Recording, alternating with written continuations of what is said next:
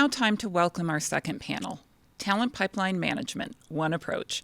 This discussion will cover the ongoing work towards implementing talent pipeline management in the Magic Valley, along with initial successes. The panel will explore how this approach generates interest in pursuing careers in their top industries and develops talent for skilled entry-level positions. They also aim to provide upward mobility for individuals who possess entry-level skills by offering career progression opportunities, recognition of their abilities, and a clear path towards pursuing post-secondary education. It's all about building a skilled workforce, enhancing the community's economic development, and supporting the growth of top industries. Our Talent Pipeline Management panel is facilitated by Janet Preddy. Janet is a success story of Governor Little's vision of Idaho being a place where those who have left return. Janet started a successful career at HP. She worked in Boise, France, and the Bay Area. After a successful career as a marketing executive, she later joined the nonprofit sector as a development director for a number of Bay Area nonprofits that addressed educational disparity and homelessness. Prior to moving back to Idaho, Janet ran a marketing agency. Today, she is the Senior Director of Workforce and Economic Development at the College of Southern Idaho. The common theme throughout Janet's professional career is that she is a business leader and strategist dedicated to helping organizations drive success. Her expertise includes cultivating lasting relationships, managing lean budgets and staff with excellence, confidently communicating, quickly troubleshooting client issues, finding creative solutions, and effectively leading teams in high-pressure environments. Her mission is to foster sustainable growth for companies in every sector, inspiring them to realize their highest aspirations now, while also creating the conditions necessary for future success. Her role at CSI as a leader of the Talent Pipeline Management Initiative aligned perfectly. Janet, I'll turn it over to you to introduce your panel. Thank you, Wendy. Wow, that was a long bio. Sorry about that, everyone. So for the next 45 minutes, we're going to talk about some of the key issues that I think all of us are facing and how we are using talent pipeline management to address that. If you're like me, there isn't a day that doesn't go by that you either don't read about one of these or lament about one of these. One, people leaving the workforce, either because they are taking early retirement or they're just feeling disillusioned. Two, we complained about the next generation not having the necessary work ethic or not having the necessary skills like communication. Or that, as Governor Little mentioned earlier this morning, that it's going to constantly take us learning and applying new things because our world is ever changing. But the idea for people to go to college or go back to college creates a sense of unmanageable debt and a fear of doing so. And then the fourth point really being about those that are sidelined, people that are unable to re-enter the workplace because of a lack of quality and affordable childcare. So I think as you'll hear today, there is no silver bullet. So, there's not like there's an answer at the back of the textbook. But the answer is by education and industry working together, we can address some of these challenges. With me this morning, I have three fantastic leaders in their own right. I'm going to start with Sean Burton. Sean is the Chief Operating Officer at High Desert Milk. He has been the COO for 7 years. And I think the common theme that if you know or talk about Sean to his employees in the community is how well respected he is for caring about the coaching, the professional development, the growth of people. And that may have started when he received his degree in HR and he quickly moved into people leadership positions at Darigold, Glanbia, St. Luke's, and he's now been at High Desert Milk for 15 years. Sean, if I could have you just talk a little bit about that first point about people feeling disillusioned. Talk a little bit about how talent pipeline management can help to address that. Sure. So we all kind of went through the pandemic together. It was challenging. It was different. I heard it said a lot of times. This is just an unprecedented time. and it really affected workforce. There was a lot of the country that was being provided with some subsidy that allowed them to continue their quality of life.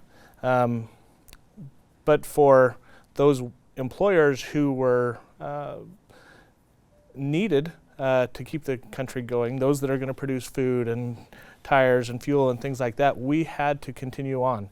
And we found that it was that the workforce had changed. There was a little bit of disillusionment, or at least some lackadaisicalness with regard to wanting to find their success working. Particularly in certain sectors. Hospitality struggled. I went to dinner multiple times and waited in lines, or the food was cold, or a lot of different challenges.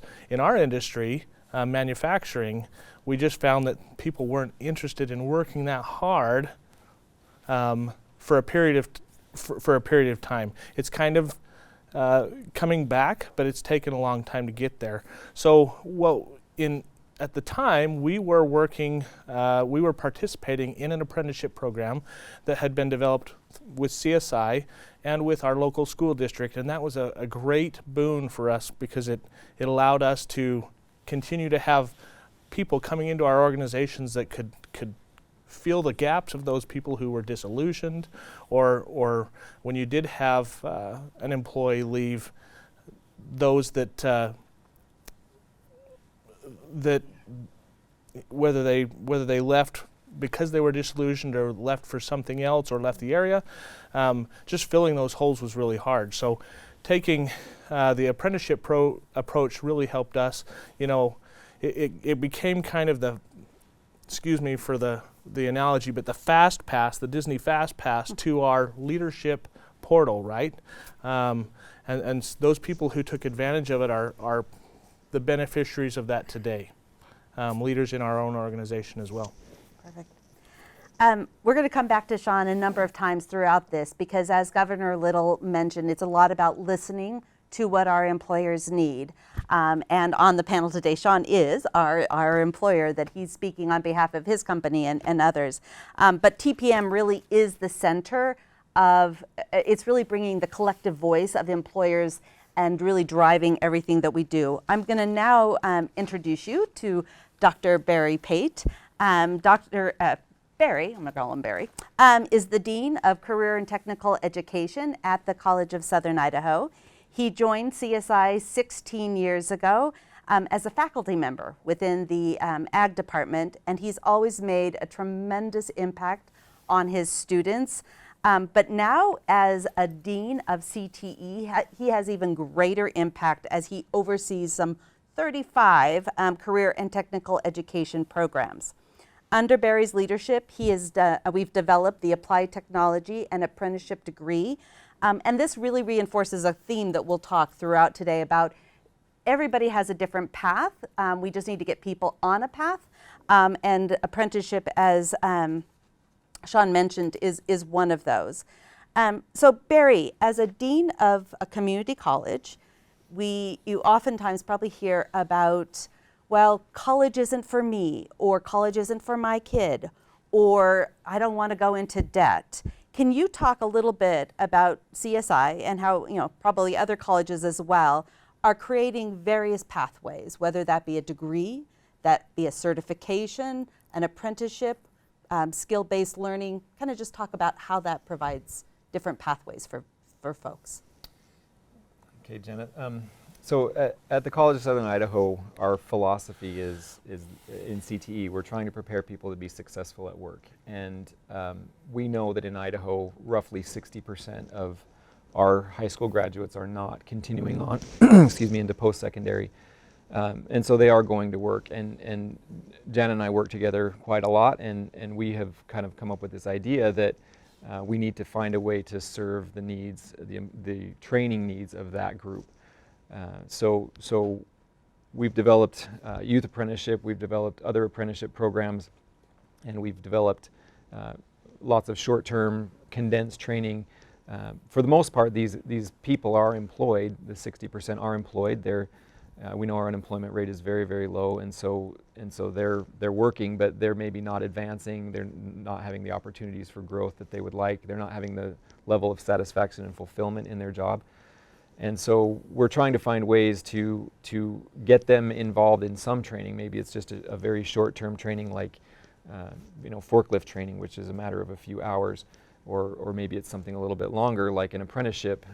But for those who check the box, college isn't for me, there still is a lot of opportunity in the College of Southern Idaho and in the technical state systems, the colleges throughout the state, to get training and to be able to advance.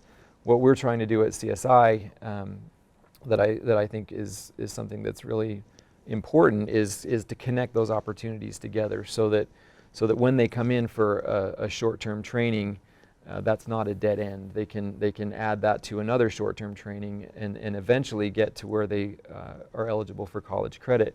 And so all the way through up till now, we have a bachelor's degree as well that they can work their way through, and maybe it takes them a number of years, but they have opportunity, and there's no dead end. So from a youth apprentice who starts at 16 in the high school, gets their foot in the door and starts to experience work and understand what that's like, and then we can just add to that all the way up through associate's degree and bachelor's degree till they could be an operations manager at a plant and have lots of opportunity. So we don't want anyone to have a dead end, and we do want these training experiences to be additive so that they can get to a point where they want to be. And for the most part, they're not thinking as a 16-year-old, I'm going to run that plant. But they are thinking there's good money here, there's a good training opportunity, and it doesn't require me to take on a lot of debt. And it's also not technically college the way that they would consider the classroom setting, but they can still work their way through. So that's some of the stuff we're working on. And talent pipeline management is the thing that gives us the information that we need to be able to put those processes or those steps in the right order and get people to where they want to be and where industry needs them to be. Nice, thank you. So as Barry's team focuses really on building out the technical skills, one of the things that we keep hearing from employers more and more is an increasing demand on skills that are sometimes been called 21st century skills, employability skills, durability skills, etc. So I now am pleased to introduce you to Dr. TJ Bliss. TJ is the Chief Academic Officer at the Idaho State Board of Education, and he is in a key leadership role in ensuring that our educational institutions are not only working what they need to do now, but are well preparing our communities for the future. And Governor Little talked a lot about that again in this morning's address. When you look at TJ's LinkedIn profile, it's an impressive portrayal of a man who clearly cares a lot about education, but as much as he cares about education, he cares about how he's going to help education evolve to meet the needs of again, our companies, our communities for today and in the future. So with that, TJ, if you could share with us a little bit about these durability skills that we hear about. We've heard about them, employers have mentioned how important they are through the Idaho Launch surveys that we've done through multiple ways, but just talk to us a little bit about these durability skills. Sure. Some folks might know these are soft skills, they've been called that, the 21st century skills, durable skills. We got his mic working? Look back. I don't know if they turned off his mic or not. 100 years ago, when we agreed as a society that Okay, we're having issues with his mic. What do you get in those 4 grades of high school? I got no good 4 way was of through 8th grade. dealing Then with we that. said, you know what, everybody needs high school. And what you get in high school are the foundational set of skills that were necessary to be successful in Handheld the workforce mic? then. Do we have a handheld mic? Today, we're Set up? seeing very clearly, and we heard the governor say it this morning, that everybody needs to go on to We have something other labs? in order to be His- successful. I think What- his- I so don't we're think starting his to is see on. coalescence Oh, around okay. the idea that we need more than just that Do we 12 know years where it's connected? fundamentally to be successful. And these durable skills include things like teamwork, collaboration, resilience, Who's he sitting next communication. to? It's on the other You look at any job description at your company or any other company, whether it's the CEO or an entry-level No, position, you're going to it's see more some that of the he's not same speaking into it. skills It's there. off. I was looking at a basic job template just this morning. excellent written and verbal skills, excellent interpersonal skills, the ability to prioritize and participate in a team. These sorts of things are the kinds of skills that we focus on in higher education in Idaho, both in CTE and in the academic side, in what we call general education. And if you've been to college, you know about Gen Ed, or maybe if you went to Boise State, you know about the foundations courses. These are the courses that a lot of students feel like they need to get out of the way in order to get to their major. And the reality is that it's these courses that provide the foundation for them to be successful in their majors. If you think back to what Tom Mueller talked about this morning in going from St. Mary's to SpaceX, it was his ability to communicate with people like Elon Musk and work with them that led to success in his career, in addition to his very specific engineering skills that he got in those upper level courses. But don't discount the effect of his 12th grade, 11th grade, and 10th grade courses, as well as his time at the University of Idaho in general education. What we're trying to do now is connect, for students and for the faculty who teach these general education courses, these skills and their relationship with being employable. And I think we'll talk about that a little later in the panel, but these are the kinds of skills we're talking about. Fantastic. Thank you. So now we're going to take those 4 points that we mentioned that oftentimes we're all kind of dealing with in one form or another. But the first one, people leaving. So one, we need to create an environment so they don't leave, but also we don't want them just to be present, we want them to be fully engaged. And studies show that pay is necessary, right? To have a competitive pay is necessary, but it's not adequate. And really, it's the two most important things across all generations is the advancement potential and career development. So people need both the access to the opportunity and the skills necessary. So Sean, if you could talk a little bit about High Desert Milk and the maintenance tech apprenticeship and how you guys are using that to engage your current employees and retain them and grow them. It's interesting that it came up here because it's come up in my personal conversations with employees at High Desert Milk in the last week. An employee come to me and said, where am I going? What's the path? How am I going to, what's going to make me stay? And we as employees have to engage, employers have to engage that conversation. It's a much more transparent, candid conversation than we used to have 15 years ago type of deal.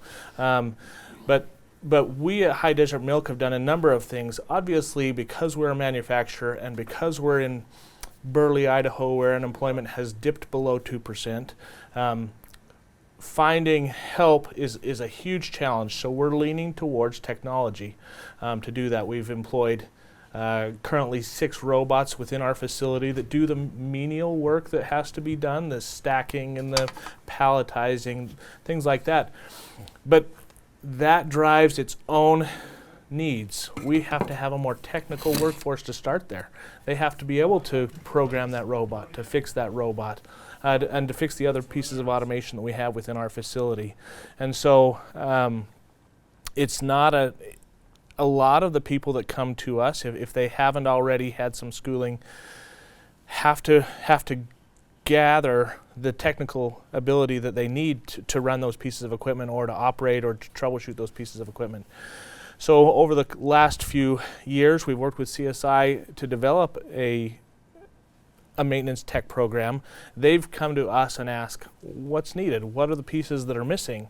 And we go out and kind of answer surveys and do what we can to facilitate their knowledge of where they need to put the fixes in that training process, and then they've brought that back to us, and so that has been a success that we are starting to see. We have, I think we've had 3 or 4 of our maintenance technicians go through some of those courses. We have currently have a few of those in that course, and it looks to me like over the course of the next 2 to 6 years, well, from now to 6 years in the future, we're going to need to take employees right out of the workforce that don't have some of those technical skills and develop them completely from scratch, because to find the next one is very hard, and to find one with technical skills has been a challenge. So with CSI's help and with a little vision from some of our people to want to succeed and to want to grow, we should be able to fill some of those holes in the technical portion of the work that has to be done at High Desert Milk. Thank you. And we'll come back to some of your points about technology and the additional skills that we're going to continue to need. Yeah. Barry, can you talk about the importance of, to get people really engaged in the learning, oftentimes you need to have the context of why am I learning this, right? So we don't go do that kind of just like I'm getting my gen eds out of the way. Can you talk about how CSI is working to incorporate and provide not only learning opportunities in the classroom, in a lab space, but on the job and connecting and providing that context of what they're learning either in a classroom or on the job, the importance of it? Interestingly, just last week we were having a discussion with our food processing instructor, and he tends to work with a lot of students who are currently employed in the industry. And one of them, Jorge, was talking about, and he's worked in the industry for a number of years, and is now he's gaining the theory in the educational component of it, and it was brought up that he says all the time, oh, that's why we do that. And something as simple as hand washing, that somebody who comes in and is trained to wash their hands but doesn't really understand what's going on behind that and why this is so critical. And there's any number of skills that you learn, but you don't necessarily learn the theory. On the other side of that, my own educational experience, you sign up for a program, you go through a program, and you just cross your fingers and hope that it aligns with somebody who's willing to hire you. And it felt like to me that in the past, education sort of determined what was going to be taught, and I didn't really see a lot of engagement with the industry as far as, yeah, that's valuable to us or it's not. And so it really was rolling the dice to some extent. And even when I got done, there was a significant gap between the theory that I had developed and what I needed to do to apply it. So with that context, both sides of that equation, we're trying to find ways to give students both of those opportunities. So apprenticeship is a great example of that. You get this related instruction. There's a certain number of hours of related instruction, and then there's a certain number of hours of on-the-job training. And so the theory and the skills application are going to align up. In a more traditional, credit-bearing degree program, we have any number of internship opportunities that we're really trying to develop. Industry is very interested in developing those opportunities because I believe that they see the value in getting somebody in their facility and working with them and sort of developing that sort of relationship. But at the same time, that's where the theory starts to be applied. So we can teach the theory in the class, and then they can go and apply that. Those two things are critical, and most of my students over the years have indicated that they learn best by doing. And so as much as we talk about something, they want me to do things in class. They want me to show them how this is done. And I'm an ag guy, so sometimes that can be a little uncomfortable, right, TJ?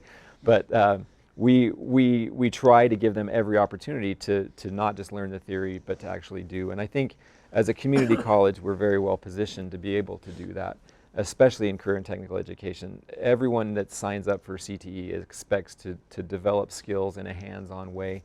And so with workforce training and development that we have at the college and apprenticeships and internships that they're developing, and those relationships that students can take advantage of, and then with the excellent faculty we have that come from industry and know what the theory is and then know how to apply that theory. That's really, I think, the best of both worlds, and it's the expectation among our youth. I jumped through every hoop that they held in front of me on my way to my degrees, and kids today aren't interested in that. They want to know what's the value of me jumping through that hoop. As soon as you can provide that value, they'll jump and they'll go for it with as much initiative as you can imagine. But it has to be clear to them that there's something to be gained, and so it's a lot easier to demonstrate that when you give them the theory along with the application. Great point. So then we kind of just touched on with TJ a bit about durability skills. Can you, TJ, talk a little bit about how you foresee us being able to help provide that context or clarity so that a student can demonstrate that they have those durability skills to an employer like Sean? Sure. As I've been listening to Sean talk about what they're doing at High Desert Milk, to respond to the workforce realities, and automation and robots and technology is critical. I realize that what we're talking about here when we talk about durable skills is we're talking about human skills. The things that you need that go beyond the technical skills that you could get technology to do, and are the things that make a human different than the robot. And that's what we're talking about. And even in a career technical education pathway, there are 4 or 5 courses that you have to take that are also these general education, durable skills building courses, in addition to the hands-on sorts of things. So it's critical everywhere, no matter what you're going to do. And so communicating that to a potential employer is one piece of this, and then that means we need to communicate that better to the students coming through this, as Barry was talking about, showing them the value, the why. And I think we can say that we haven't been great in higher education at communicating to students the value of why you're taking this course in particular. What are the skills that you're going to get? So something that we've started having a conversation statewide about is how to do this communicating better. Help students understand why they need these skills and what the value will be to them when they go to look for a job. At whatever point they might depart to do that, at the end of their degree or somewhere in between now and then. So we have a statewide general education summit where faculty who teach these courses come and meet together. And the conversation was this last fall, and we're going to continue that conversation this fall. One idea that we're looking at, and it is just an idea, but we're thinking about how do we leverage this growing movement around micro-credentials and badges and this digital way of communicating what you know how to do, and to connect that to specific job skills and job requirements. And so by identifying what these durable skills are first, recognizing where they show up across these 10 to 12 courses that you have to take before you get into your major courses, if you're in a bachelor's degree or beyond, or the 4 or 5 courses in a CTE program, and then explicitly connecting those skills to potential jobs is something that we really want to have a conversation about with our faculty, our higher education educators, to really drive home for students this value. So when they come into a job interview and they get asked, well, how can you prove that you have good written communication skills, or how can you prove that you have good teamwork skills? Those students will know what to talk about. They'll have evidence. They'll be able to say, well, I did this thing that proved to me and can prove to you that I can do that thing. Like this is the disconnect that we've had, because we just assumed. Yeah. These are general education, so we assume that they're valuable. We can't assume that anymore. We really need to make these things clear and explicit.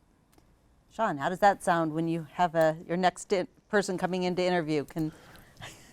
Well, I just thought of an example of how do they demonstrate some of those durable skills, the teamwork skill or otherwise. It doesn't take you being in an interview to demonstrate those. You can demonstrate those at the front desk with how you approach the receptionist. You can certainly demonstrate that if you're in a team interview or something along those lines by drawing the whole team together in the conversation.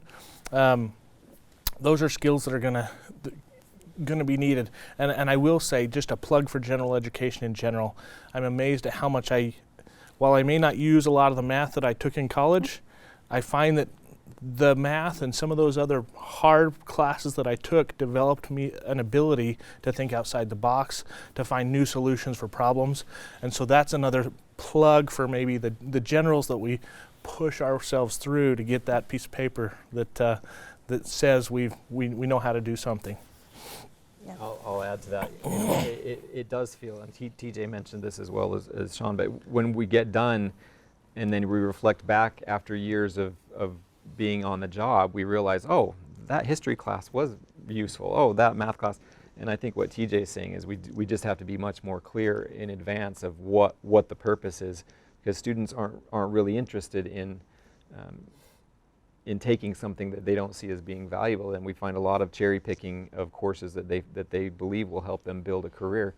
And I think the days of 10 years after graduation reflecting back and realizing that was valuable are in the past, and we need to really be clear about that these are skills, they are valuable.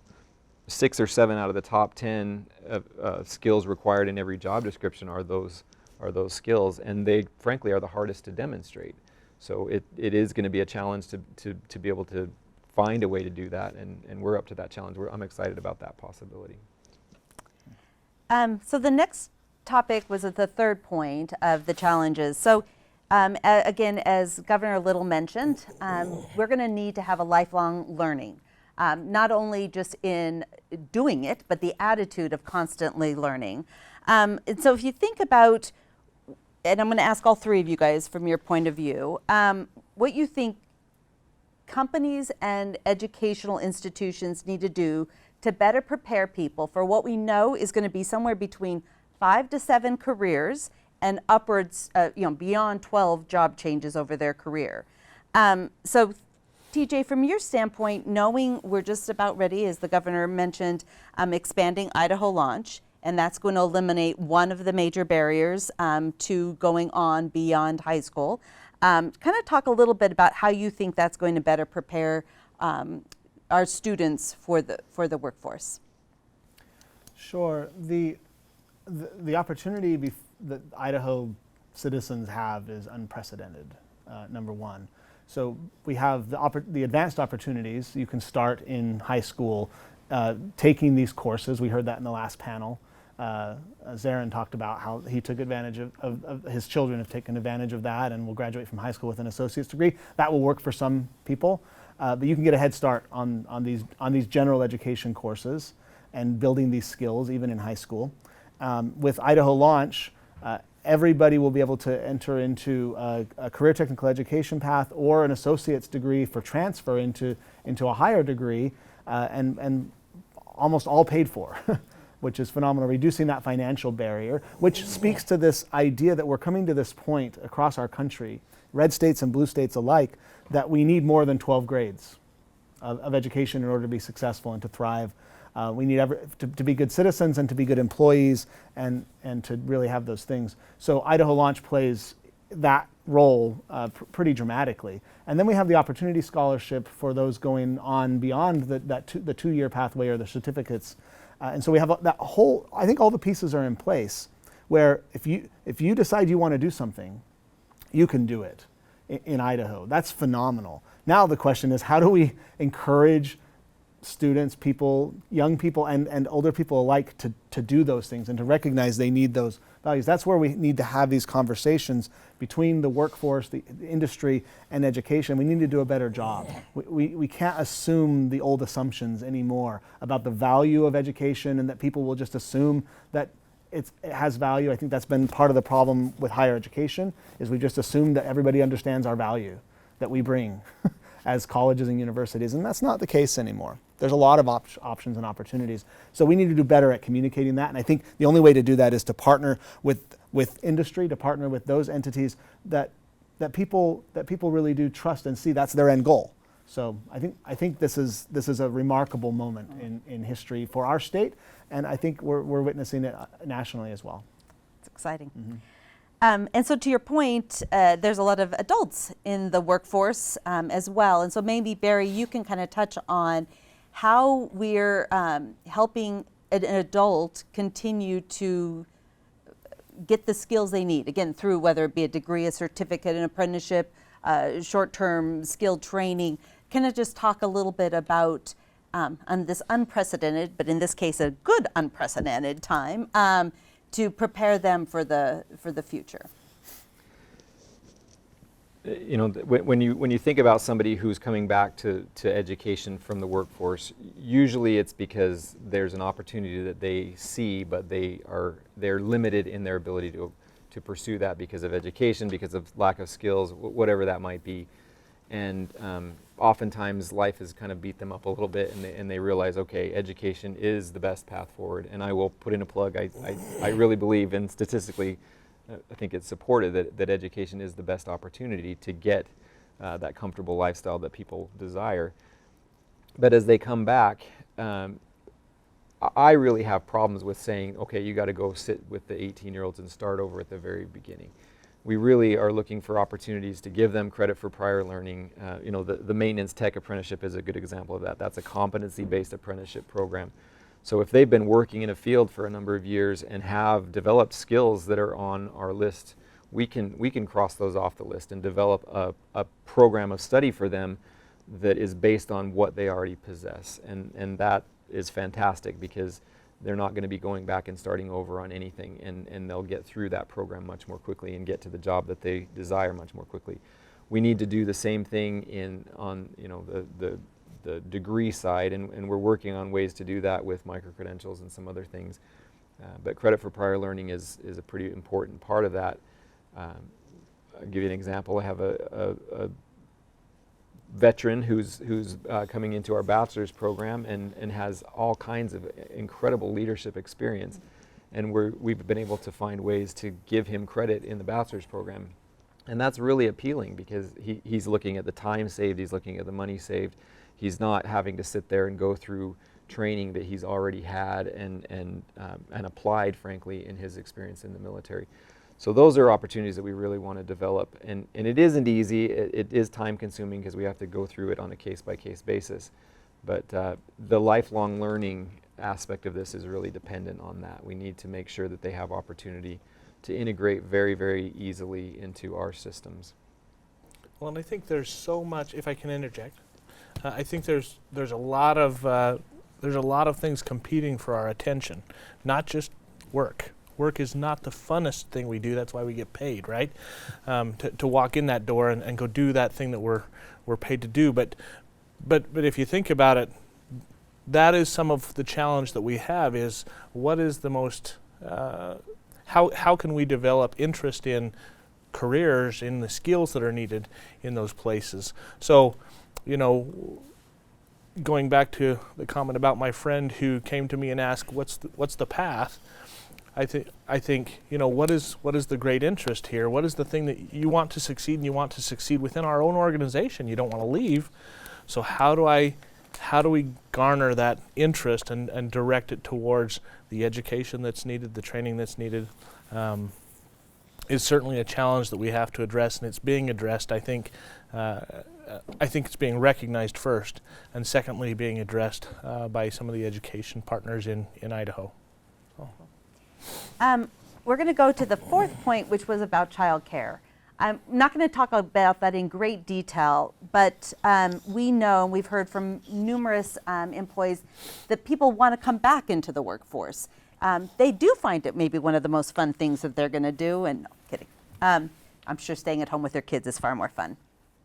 Maybe. I don't know. Anyway, so we know we have a challenge of not having enough affordable childcare throughout the state of Idaho.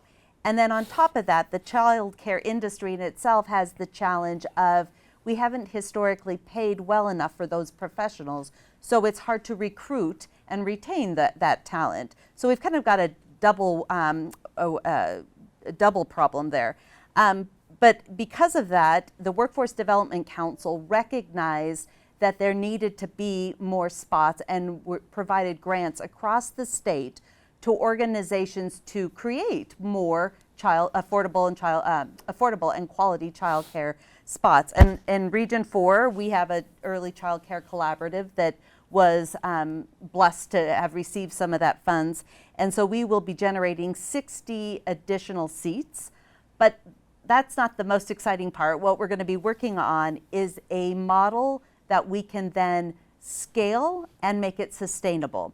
Scale it so all members or parts of our Region 4 can benefit from this. And then sustainable is helping and involving employers. And I think, as we've talked throughout today, it's really, none of this can be addressed unless industry and education and community work together. So we're going to be building out a model that does allow for childcare beyond the traditional 8 to 5:30 hours in the day, and really support our companies that work beyond those hours. So we've talked about all four of these problems, right? And I think the common theme that you've heard is we need to work together. So we need to work together to ensure, one, we retain and engage our employees. We ensure that those that are entering the workforce have the necessary skills, both technical and durable. We need to make sure that those that are employed or underemployed or looking to do more, like Sean was saying with his friend, of wanting to know, what can I do next, have the skills and the opportunities to advance. and we need to work to address the barriers. But I think to the point, you know, I hope you guys can feel the kind of energy we have up here of knowing what's coming. We really all work together. We want to make a difference. It is first recognizing what the challenge is, as TJ mentioned. So in that kind of vein of bullish and being excited about the future, if I want you to hear from each of you about what it is about partnering between education and employers has you bullish about the future. So, TJ. Oh, I get to go first? Yes. All right. Yes. Well, I mean, it's pretty basic. I'm bullish that, like I mentioned before, that the old assumptions are starting to melt away. I mean, we've always had interactions between higher education and industry. This isn't new.